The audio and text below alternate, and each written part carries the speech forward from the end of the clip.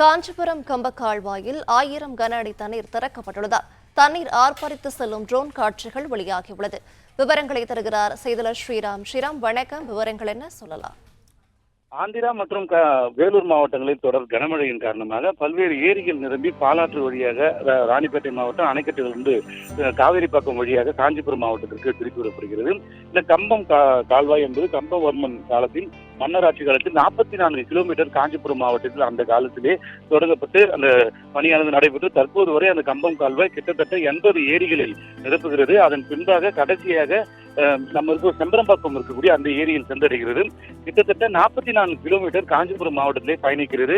14,000 hectare அளவிற்கு இந்த விவசாய நிலங்கள் பயன்பெறுகிறது. கடந்த ஆண்டு இரு போகங்கள் செய்யக்கூடிய சம்பவமானது நடைபெற்று வந்த சூழலில் தற்போது முன்கூட்டிய பருவமழை முன்கூட்டிய டிசம்பர் அல்லது ஜனவரி மாதத்தில் தான் முழு கொள்ளளவை எட்டும். ஆனால் தற்போது 1000 கனஅடி நீர் கம்பம் கால்வாயை செல்வதன் காரணமாக பல்வேறு ஏரிகள் நிரம்புவதற்கான அதிக வாய்ப்பு இருப்பதன் காரணமாக அடுத்த ஆண்டு 3 போகம் விளைவிப்பதற்கான அதிக வாய்ப்பு விவசாயிகள் மகிழ்ச்சி தெரிவித்திருக்கிறார்கள். நிலத்தடி நீரும் உயிரிழந்த தெரிவித்திருக்கிறார்கள். அந்த கதிர் காட்சி பார்வையில் தொடர்ந்து சுற்றிலும் பச்சை பசேல் காட்சிகளும் அது நடுவிலே கால்வாய் கம்பம் கால்வாய் 1000 கனஅடி நீர் சென்று கொண்டிருக்கிறது. ஏற்கனவே வெள்ள அபாய எச்சரிக்கை மாவட்ட நிர்வாகத்தால் விடுக்கப்பட்டிருக்கிறது. இந்த 44 கிலோமீட்டர் 80 ஏரிகளை நிரப்பக்கூடிய இந்த கம்பம் கால்வாய் தற்போது சீறி பாய்ந்து கொண்டு செல்கிறது. அதற்கு கழுகு பார்வையை நாம் பார்க்கலாம்.